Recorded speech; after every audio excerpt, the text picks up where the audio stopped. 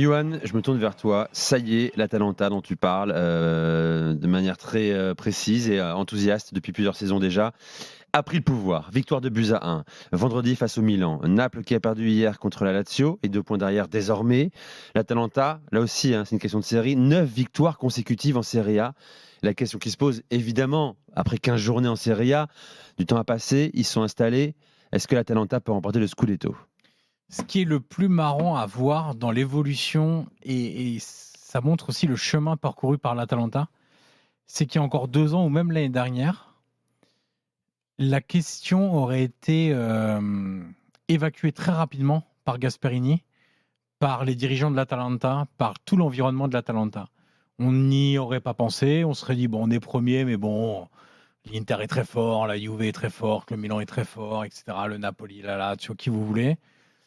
Ce qui est très drôle, c'est qu'aujourd'hui, après le match contre, alors c'était vendredi soir contre Milan, mais les supporters l'avaient déjà fait après la victoire à Rome lundi dernier contre la Roma. Les supporters chantent le fameux chant que chantent tous les supporters quand ils sentent que ça va être la bonne saison. On va gagner le tricolore. Et en gros, le tricolore, c'est le Scudetto. Et Gasperini, on lui pose évidemment la question en après-match. Et plutôt que de dire oh, non, non, non, non, non, non, surtout pas, le discours est un peu différent. Il dit laissons rêver nos supporters. Donc le discours est très différent. Après, il dit quand même on verra, il reste du temps, beaucoup de journées. Si aux 2 tiers du championnat, on est toujours à la même position, on aura peut-être un discours différent. Mais le premier truc qu'il dit, c'est laissons nos supporters rêver. Ça montre bien que aujourd'hui, c'est plus un mirage de penser que l'Atalanta est en capacité de gagner le titre de champion d'Italie.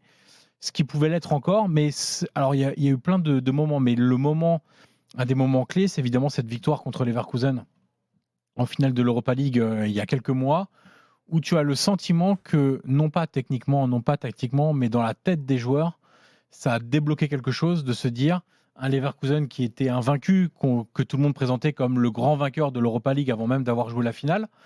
-1. Oui, exactement, Polo. Et bah, eux, ils avaient été en capacité d'être la seule équipe à ce moment-là qui avait battu le Bayer Leverkusen. Et évidemment, ça a débloqué quelque chose. Et aujourd'hui, on sent une estime de soi chez les joueurs, une confiance en leur capacité, zéro panique, même quand tu peux être mené, même quand c'est un petit peu plus dur. Tu sens une force collective qui s'est dégagée, au-delà même de la force technique, tactique, physique. Il se dégage quelque chose de très important de cette équipe-là. Donc il y a plusieurs éléments qui pourraient nous faire penser que c'est un candidat tout à fait crédible. Bon, déjà la position, ils sont premiers, 34 points en 15 journées, ok. La victoire en Europa League qui a débloqué quelque chose, évidemment. La tendance qui est très positive. Et mine de rien, quand tu surfes sur une vague, tu peux rester longtemps accroché à cette vague et te dire que ça peut te porter aussi encore longtemps.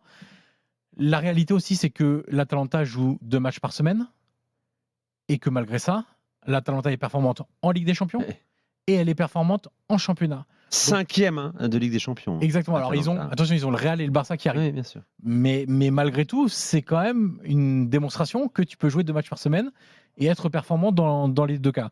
Ils sont bons contre les gros. Milan, Roma, Napoli, Fiorentina. Oui. Tout gagné. Alors il y a l'Inter en début de saison, mais c'était tout début de saison.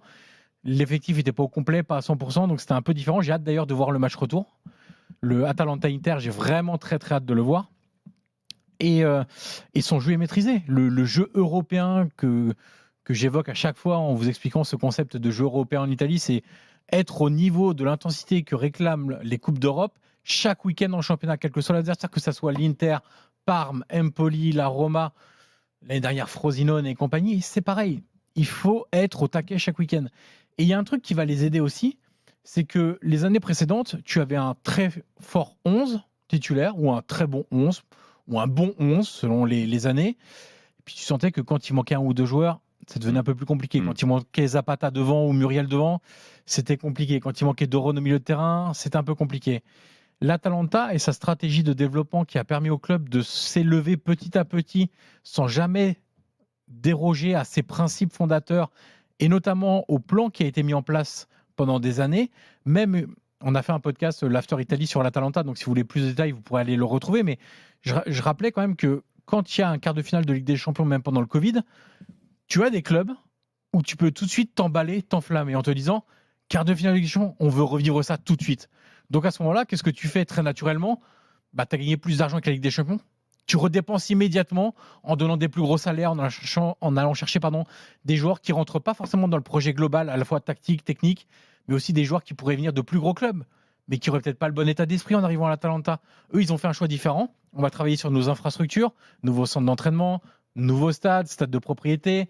On va continuer à améliorer l'équipe, mais petit à petit, tranquillement, chaque année, toujours faire un petit peu mieux que l'année précédente. Et aujourd'hui, on arrive dans une époque où l'Atalanta a 2 équipes en une.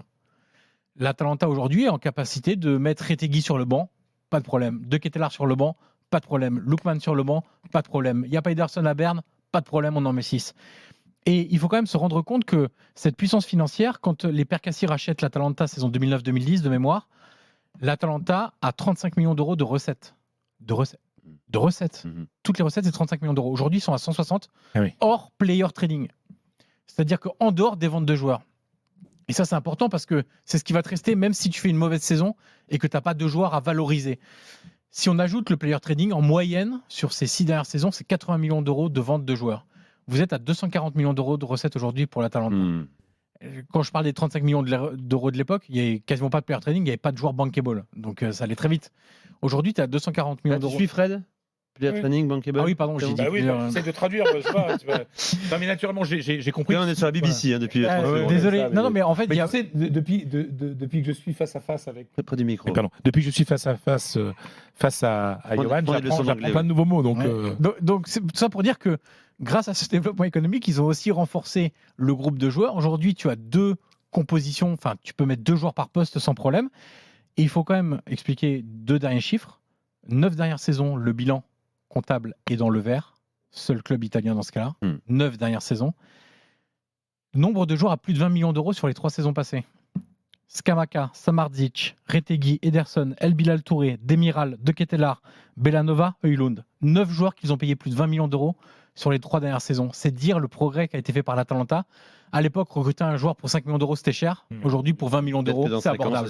J'ai une question. Des joueurs à 30 millions d'euros. Moi, ce qui m'intéresse, c'est le duel demain. C'est ma question. Atalanta, Real Madrid demain. Atalanta 5e de Ligue des Champions pour l'instant. Pas la même liste de courses, comme dirait Polo, que l'autre club, bien sûr. Mais le Real, je rappelle, est 24e. Il flippe. Il flippe. Comme on peut flipper au Real. Mais là, c'est la victoire, elle est quasiment obligatoire pour le Real dès demain. Oui. Et sinon, s'ils ne gagnent pas demain, ils sont en dehors des playoffs. Quoi, Polo? Mais oui, mais c'est pas grave. À la 8e journée, ils jouent Brest qui sera déjà qualifié à l'extérieur. Non, ils ont 6 points. Oui, mais on parle pas forcément d'élimination, mais s'ils finissent 18e, 19e de Ligue des Champions, voilà, ça fait tâche, mon cher Polo, quand même. Mais je suis pas d'accord avec ça, moi. En fait, on a un modèle. Je comprends ce que vous dites, hein, mais en fait, on a changé le système pour que justement, on nous parle plus de ceux qui finissent premiers.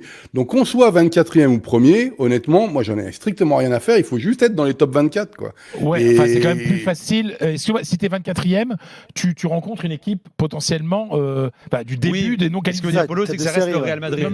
Ça reste le Real qui... Ce qui est important, c'est de rester en vie. Pour que le Real y soit, pour que le Barça y soit, pour que le Bayern y soit, pour que même le PSG y soit, même si ça va être dur. Ils seront dangereux jusqu'au bout. Mais le truc, c'est que la sensation demain, bien sûr que le Real va y être, quoi qu'il arrive, avec les 2 derniers matchs.